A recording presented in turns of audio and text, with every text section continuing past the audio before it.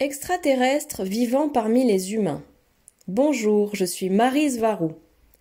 Voici l'un des sujets les plus importants que je souhaite partager avec vous, et bien que je sache qu'il a déjà été abordé auparavant, il ne l'a jamais été dans la direction que je vais prendre aujourd'hui. Il s'agit de mon opinion et de mon point de vue sans intention d'imposer ces idées à qui que ce soit. Et beaucoup veulent des preuves, mais nous n'allons pas vous en donner. Premièrement parce que de telles preuves iraient à l'encontre de notre intégrité physique et de notre sécurité, et deuxièmement parce que nous ne sommes pas intéressés par le fait de convaincre qui que ce soit. Que celui qui a des yeux voit, comme je le dis toujours. Je partage tout cela parce que je sais qu'il s'agit d'informations utiles pour un large public, principalement les starseeds, qui en ont besoin pour leur processus de création et de formation de leur propre perception de la réalité. C'est une information difficile à comprendre et à digérer, mais quelqu'un doit la partager. Depuis la nuit des temps, des êtres non humains ont toujours vécu parmi vous, parfois en visite pour quelques jours seulement, mais parfois pour beaucoup plus longtemps, voire pour toute une vie. Je ne parle pas des starseeds, qui serait un autre sujet connexe. Aujourd'hui, je vais parler d'un type spécifique d'extraterrestres. Je parle des humains de l'espace de type lyrien, c'est-à-dire d'un vaste groupe d'extraterrestres qui sont physiquement exactement comme les humains de la Terre ou qui, du moins à l'extérieur, ont l'apparence suffisante pour se faire passer pour des humains quand ils enfilent une paire de jeans et un t-shirt avec un imprimé rock'n'roll.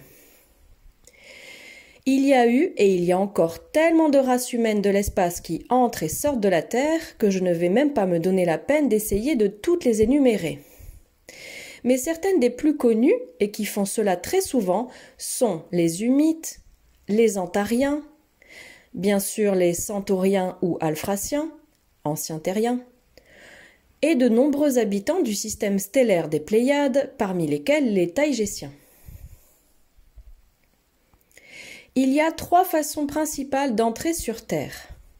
La première est lorsqu'une âme naît physiquement sur Terre, c'est un starseed ou graine d'étoile.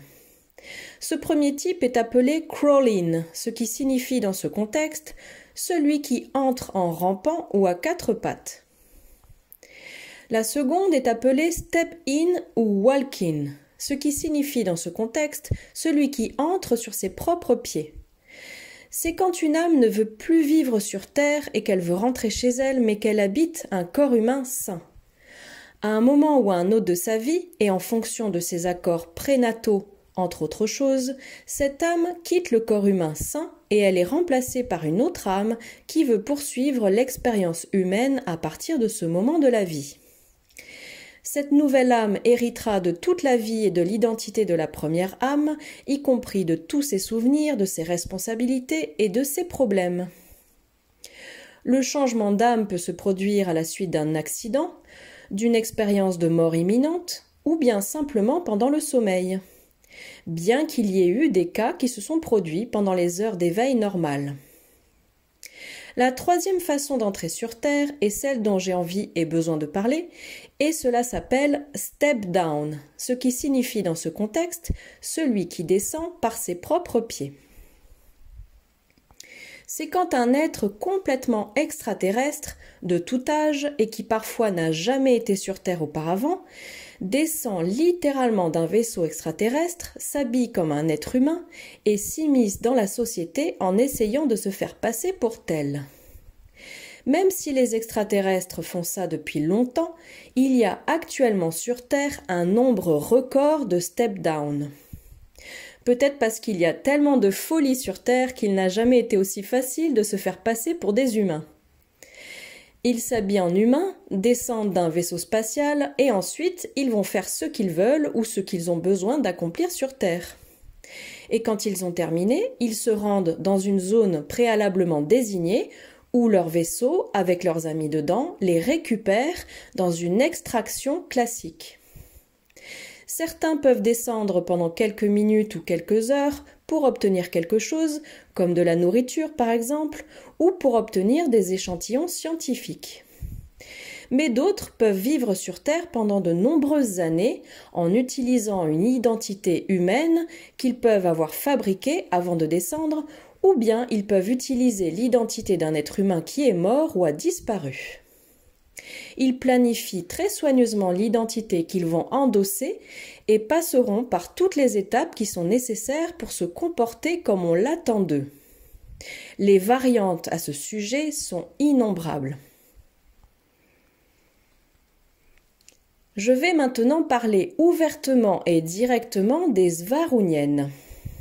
Comme mentionné précédemment, les Svaruniennes sont une variante génétiquement différente des Taïgésiens. Et l'une de leurs caractéristiques est d'avoir l'habitude constante d'être autour de la Terre ou sur la Terre précisément comme step down.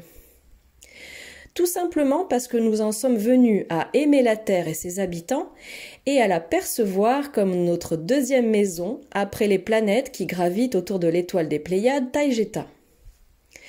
Nous venons sur Terre depuis si longtemps, en nous fondant parmi la population humaine, qu'il est plus que logique de comprendre que nous avons adopté beaucoup de bonnes choses de chez vous, parce que l'être humain et la Terre sont remplis de belles choses à adopter et à apprécier. Par conséquent, oui, nous avons beaucoup d'influence humaine. Et je sais que nous faisons de notre mieux pour prendre le bon et non le mauvais, mais parfois ils se rejoignent, l'un définissant l'autre. Alors oui, c'est un dilemme. Mais il y a une chose que je dois préciser, c'est que même si nous avons vécu là-bas, aucune d'entre nous n'y est née. Nous ne sommes pas des humains et nous ne sommes pas des starcides. Nous sommes complètement extraterrestres, nés en dehors de votre planète, élevés et éduqués loin d'ici. Beaucoup d'entre nous, y compris les Taygésiens à part entière, avons pris des identités humaines pour presque n'importe quel motif. Mais surtout et simplement pour pouvoir être présents sur Terre, pour être avec nos amis et pour profiter de tout ce que votre belle planète a à offrir. Nous avons une double perspective unique sur la culture humaine et sur la vie dans l'espace, comme l'ont aussi d'autres races stellaires. En même temps, nous pouvons comprendre les humains mieux que la plupart de ces autres races stellaires, parce que nous avons été sur Terre et nous y avons vécu avec vous, donc nous savons tout ce qu'il faut pour survivre sur Terre. Nous avons conduit des voitures, nous avons acheté de la nourriture dans vos magasins d'alimentation et nous savons quel goût a votre chocolat, par exemple. Nous vivons littéralement dans deux mondes à la fois. Nous pouvons vivre parmi vous pendant des mois ou des années, ou, comme la plupart d'entre nous, nous ne descendons que pour quelques heures ou quelques jours tout au plus. Puis nous retournons là-haut, sur notre grand vaisseau mère en orbite autour de la Terre, d'où nous pourrons bientôt retourner sur Terre à nouveau. Ou bien nous pouvons décider de retourner sur nos planètes Témère et Héra pendant un certain temps ou pour toujours. Bien que je me réfère aux Svaruniennes, étant moi-même l'une d'entre elles, de nombreux habitants de Taygeta ont fait tout cela bien avant et aujourd'hui ils continuent de faire la même chose que nous. Et comme je l'ai déjà dit, de nombreuses races stellaires d'apparence humaine font ça aussi tout le temps. Après avoir été sur Terre et même y avoir vécu, nous avons développé un goût et un besoin pour beaucoup de choses de l'humanité, y compris des chaussures et des vêtements agréables et confortables, en particulier ceux en coton, ainsi qu'une partie de votre musique, en particulier la plus ancienne ou celle d'autres époques, et une grande partie de votre merveilleuse nourriture parmi beaucoup d'autres choses. Mais du fait d'avoir été ici sur la Terre, en orbite ou à la surface, nous en sommes venus de nombreuses fois à dépendre des ressources de la Terre pour notre propre survie. Nous avons également besoin de gagner un peu d'argent d'une manière ou d'une autre pour acheter de la nourriture et toutes les choses dont nous avons besoin pour continuer à vivre sur la Terre ou même autour de la Terre en orbite. Puisque les Taygésiens ne peuvent logiquement pas nous fournir des choses humaines ou tout ce qui n'est pas d'origine taygésienne. Et évidemment, nous ne pouvons pas avoir ni maintenir un emploi normal. Et nous avons également développé un besoin pour votre art, certains de vos gadgets et aussi pour certains de vos jouets. C'est pourquoi Yazi aime les poupées de marque que vous avez reconnues dans ma vidéo précédente, Yazi et les jeux d'enfants. Et même si nous pouvons répliquer beaucoup de choses, nous ne pouvons pas le faire avec la nourriture, car il en résulte une caricature toxique du vrai produit et qui n'a aucune valeur nutritionnelle. Mais ça, c'est un autre sujet. Par contre, nous pouvons par exemple répliquer des objets. Mais parfois nous préférons simplement les originaux juste parce que ce sont les objets authentiques. Et ce que nous valorisons le plus, c'est ce qui est fait à la main, comme vous pouvez l'imaginer. De ce fait, je suppose que cela permet grandement d'expliquer pourquoi nous, les Svarouniennes et les Taïgésiens, sommes souvent perçus comme trop humains, étant donné que nous avons adopté beaucoup de belles choses de votre culture et de votre planète. Et nous avons réussi à incorporer toutes ces choses à notre personnalité et à les mélanger de manière harmonieuse avec les valeurs et avec tout le reste de la culture taïgésienne dont nous sommes issus. D'une façon ou d'une autre, la plupart des habitants de Taïgéta sont plus extraterrestres que nous dans leurs pensées et leur nature, simplement parce qu'ils n'ont pas notre perspective et notre compréhension unique de la Terre et de tout ce qui s'y rapporte. C'est pourquoi les Taïgésiens viennent souvent nous voir, nous les Svarouniennes, pour nous demander notre avis et nos conseils. Ils savent que nous avons une vision particulièrement claire de ce qu'il se passe sur Terre avec la cabale qui la contrôle et tous ses agendas, etc. Nous sommes des conseillères avec une compréhension claire et unique des deux cultures, aussi bien la culture humaine que la taïgésienne. Et cela explique aussi pourquoi nous sommes celles qui communiquent le plus avec les humains. Nous sommes des expéditionnaires, des chercheurs et des exploratrices, ici, près de la Terre et à sa surface. Et pour parler un peu plus de moi, oui, j'ai vécu sur Terre et de nombreuses années depuis la fin de mon enfance, étant donné que j'aurai bientôt 15 ans. Je sais ce que c'est que d'aller à l'école là-bas. Je sais ce que c'est que d'être envoyé dans le bureau du principal pour avoir contredit les informations que ma professeure donnait, et je l'ai fait parce que j'en savais davantage. J'ai marché dans vos rues, je suis allée dans vos cinémas, et j'ai même dû porter un masque récemment. Toute cette situation que vous vivez actuellement étant l'une des principales raisons pour lesquelles je suis de retour ici en orbite terrestre dans un vaisseau spatial. Les Svarouniennes ont deux cultures et nous les connaissons toutes les deux très bien.